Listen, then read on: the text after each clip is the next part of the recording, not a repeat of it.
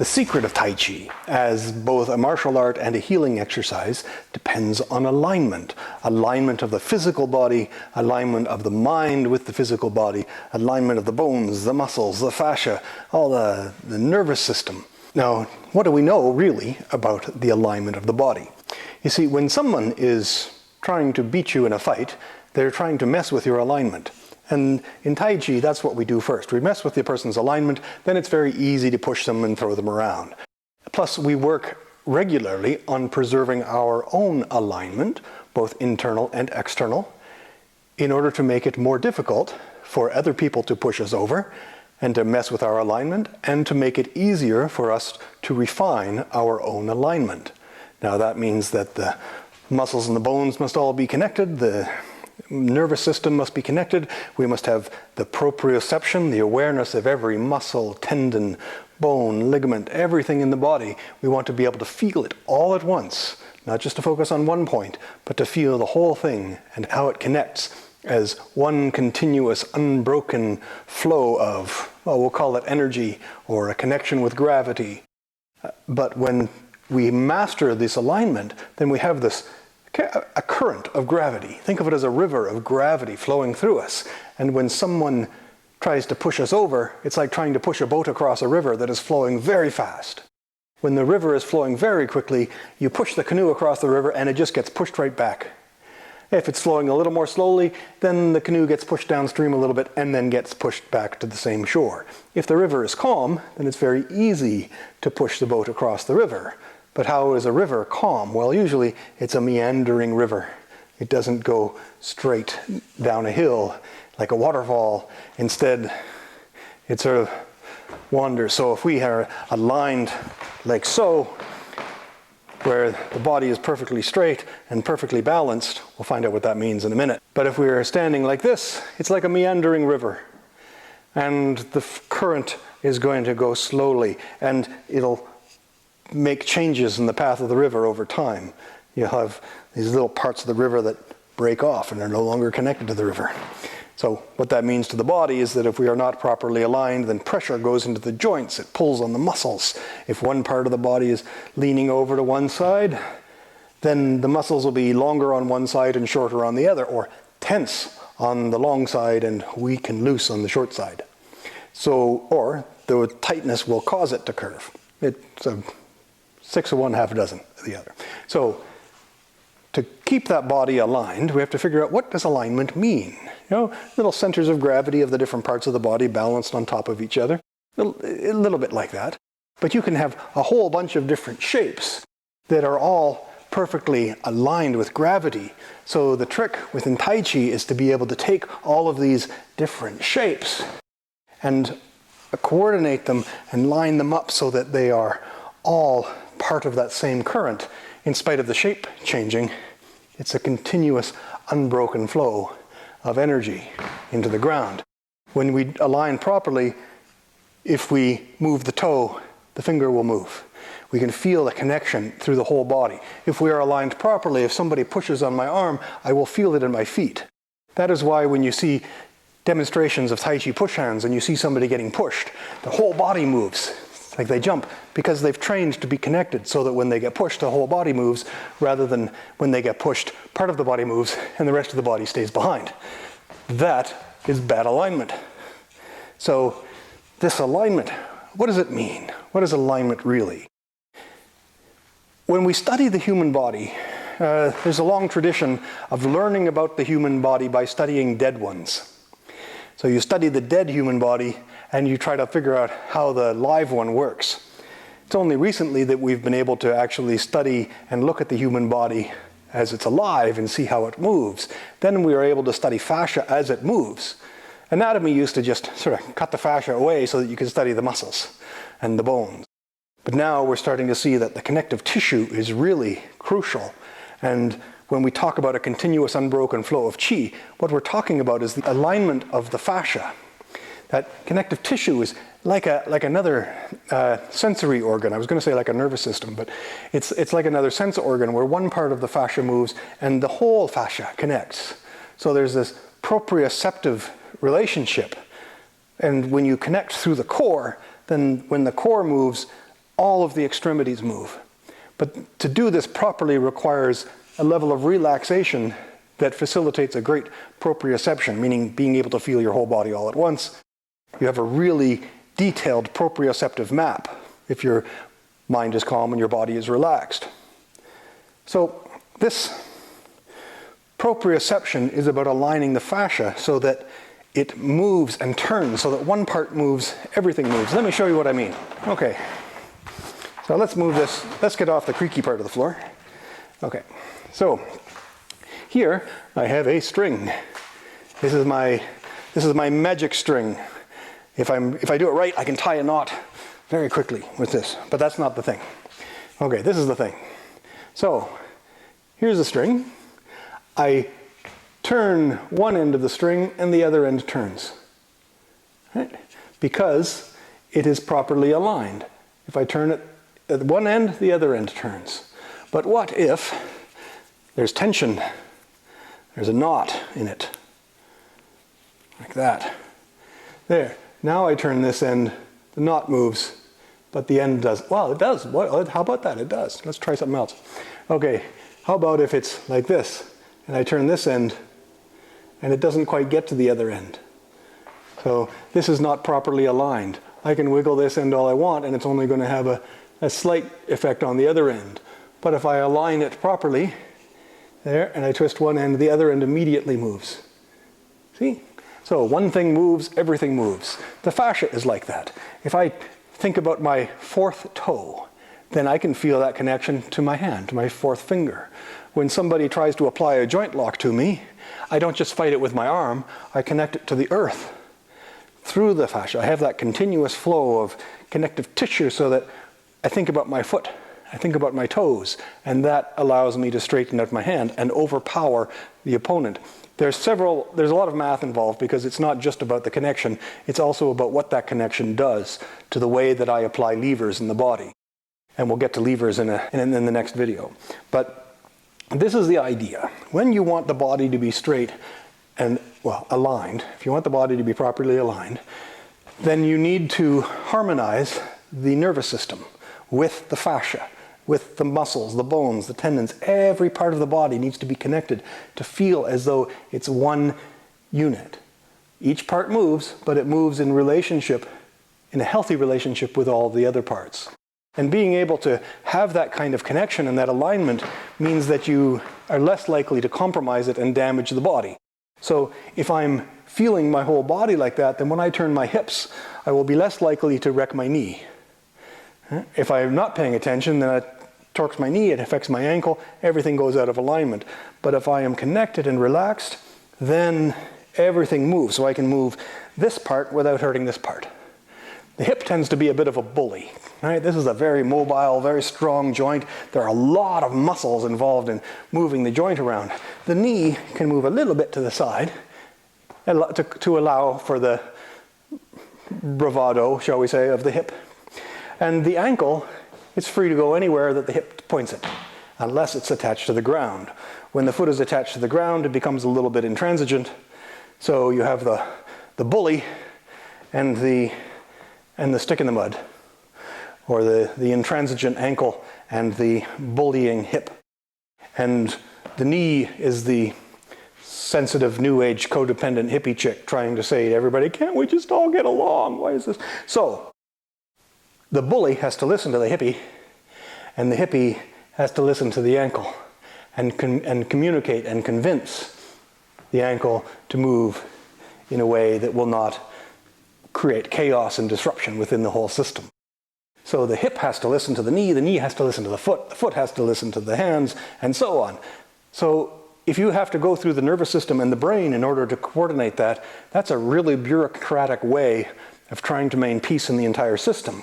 So what we want is less of a vertical hierarchy in the nervous system. We want a more horizontal, more advanced democracy, so that all of the different parts listen to each other and communicate very well and respect each other, so that now the hip moves, but not in a way that pushes the knee around. That allows the knee to point the direction for the foot. And now if I want to move the foot, it becomes a mutual decision among all parties. So this way, the knee doesn't get torqued, the foot doesn't pronate, and the foot is able to provide a really good solid foundation, and it's able to do all of the things that it can do. The foot has a lot of muscles and a lot of bones. It has a lot to contribute. But if we're not paying attention, then the hip doesn't care. It just sort of pushes the feet around and doesn't let them do what they're meant to do. But if the hips are relaxed and the knees are loose and paying attention, then the feet can contribute an amazing amount to balancing, right, to mobility, and they can let the hip do all of the things that hips do without compromising all of the individual parts. The body is like a society.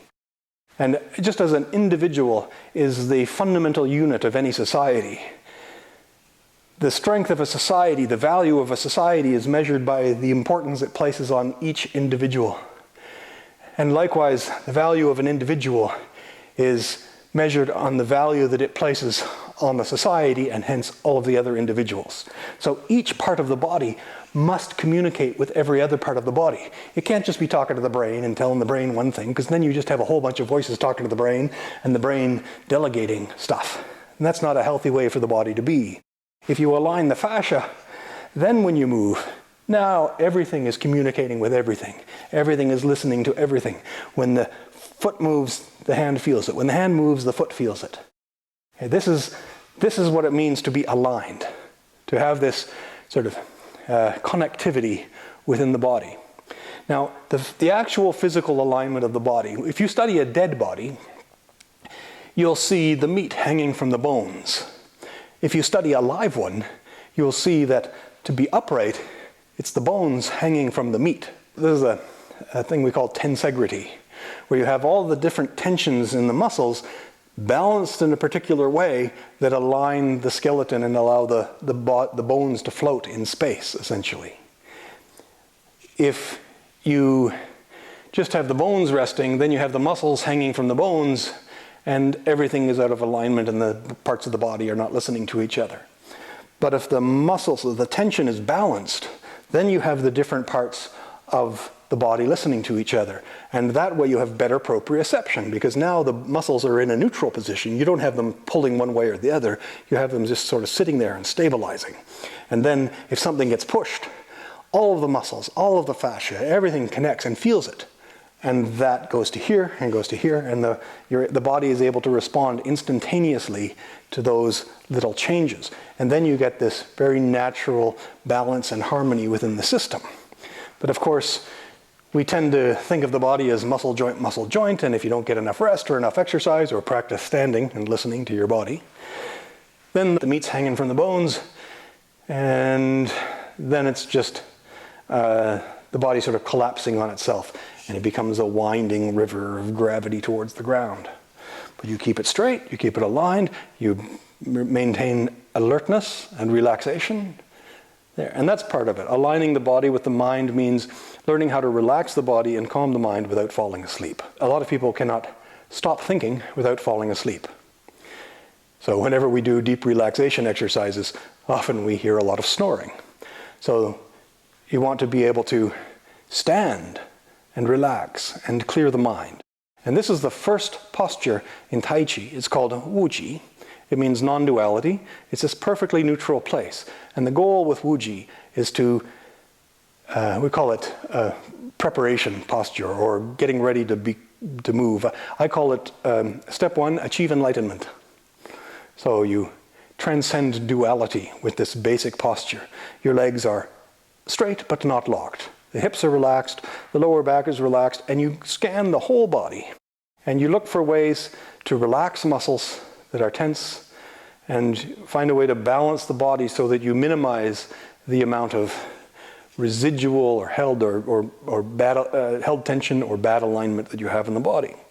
Now, what is the difference between good alignment and bad alignment? Well, if you hold your arm out in a natural position like you're going to wave, and then you extend it like you're going to point, if you have a misalignment in musculature, then it's going to be you're going to get very tired holding your arm in this position. So if my muscles are a little too tight on one side and I'm doing this, then my arm is in a bad position.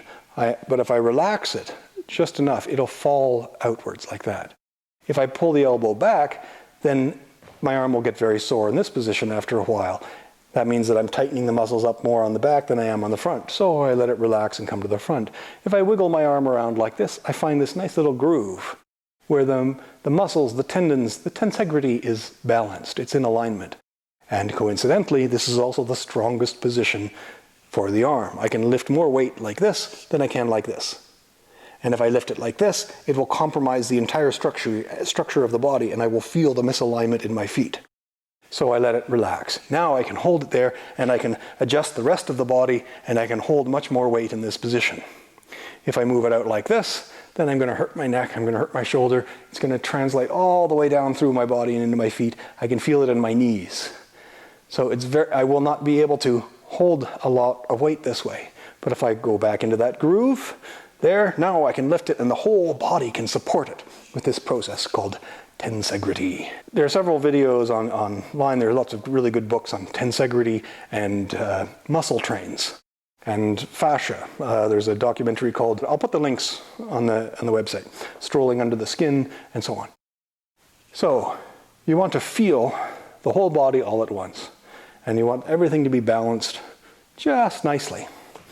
And as you do that, you will find that the stress leaves your joints. You don't find the bones rubbing against each other. You don't find the cartilage pressing up. Things like patellofemoral syndrome and hip pain and back pain and things like this.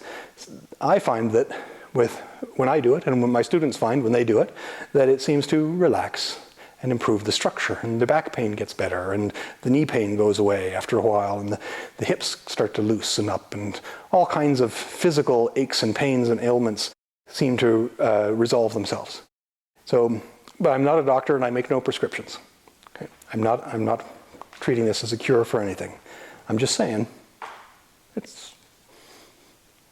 there seems to be a lot of anecdotal evidence. Anyway, I'd love for there to be more study about this. But anyway, feet parallel, about shoulder distance apart, knees bent, relax the hips, loosen up the lower back, and relax from head to toe. There you go. You're doing it. Then just get better at it. You can do this for years and continue to refine it and improve more and more.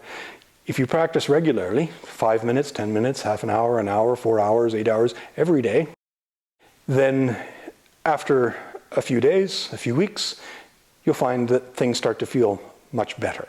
Now, we're not going very low in this posture. We're not trying to cook the thighs yet. You just want to slightly bend the knees. Drop the hips and pay attention and feel and listen and relax. And there will be parts of your body that you have not been paying attention to, and you won't notice for a long time until all of a sudden you go, oh, wow, there's a click there, there's a pop, that's better. And then you'll say, oh, why is my head like this? I don't know why I'm doing that. I'll pull it back, and then that changes this, and that changes that, and the whole body will start to adjust every time you fix one thing. We have a lot of rules for standing. We say, head suspended from above, tip of the tongue touching the roof of the mouth, sink the chest, relax the back, relax the waist, sink the breath to the lower belly, focus your proprioception on the inferior mesenteric ganglion, relax your hips, relax your knees, your ankles, your feet. Let the feet sort of rest on the ground like a hand palming a basketball. Don't try to hold the posture rigidly. Let the weight move and flow and change. That way you get to find that groove. You won't find the groove by holding your arms in place. You find it by letting them move, by letting them adjust. And you may think you've made the adjustments and then realize that, oh no, I can rotate like this. Oh, I can protract, I can retract, I can rotate, I can compress and extend, I can squeeze and expand. You can do lots of different things with every part of the body. There. And after a while, you will feel as though standing is no effort at all. While you're using muscles in your thighs, the musculature is balanced so that you have this really, really cool tensegrity structure. Look it up, tensegrity structure. That's a nice rabbit hole to go down, by the way. Look up tensegrity structure and you'll find everything from architectural and biological and Lego structures that you can study when you look up tensegrity structure. And when you get that perfect balance, Nothing is pulling to one side or the other.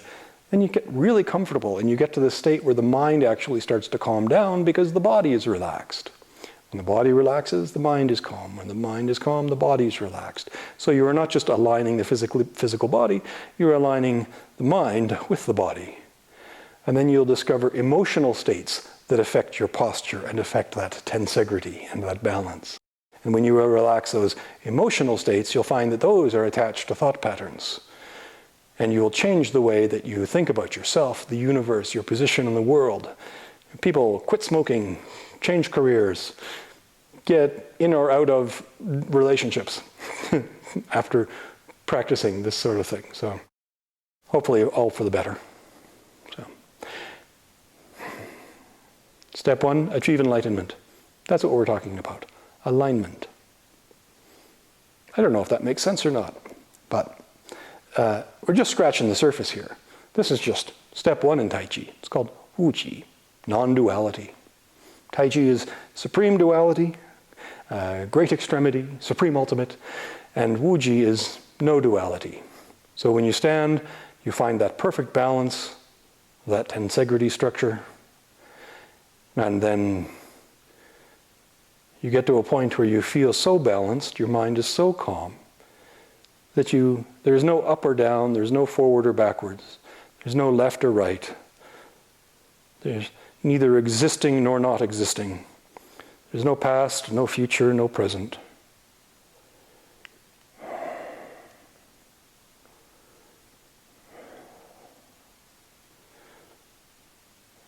And do that all day, every day. This becomes your default position, a real neutral position. It feels really good. We say it's very easy to do, very difficult to correct, because people spend their entire lives developing patterns of tension and emotion and thought patterns that enable them to function in the world within a particular identity. And they haven't been in a neutral position since they were infants. So to find that childlike neutrality is something that is easy to do, but it takes time to correct. The good news is any progress is progress. Of course, just like climbing a mountain, you very seldom climb a mountain by going straight up. Often there are some ups and downs along the way. You don't always see where you're going. You don't see the top of the mountain while you're climbing. So when you are practicing perfecting the mind and body in this position, don't worry if you feel like you're getting worse sometimes. You might still be moving forward, but the process is not always linear. Because that would imply duality, wouldn't it?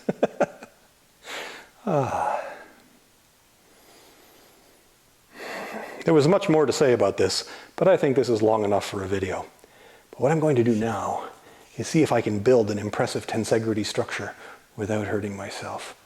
I have an idea. I have a cunning plan.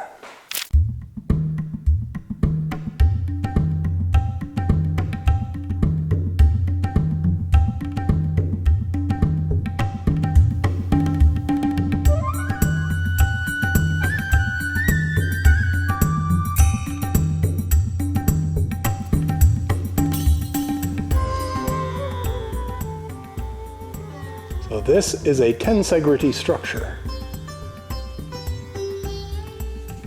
And this is an example of how the meat holds up the bones. It has some give. It's very stable, really.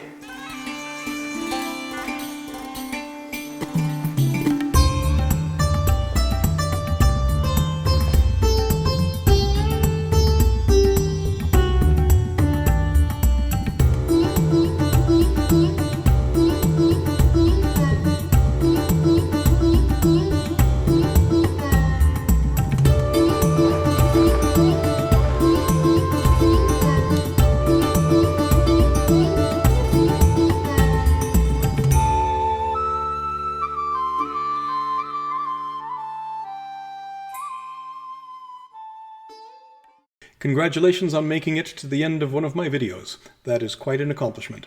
If you would like to see more of these videos, then please visit sinclairinternal.arts.com, where you can make a one-time donation, or subscribe or sign up for a private online lesson. If you would like to see fewer of these videos, that is going to cost you.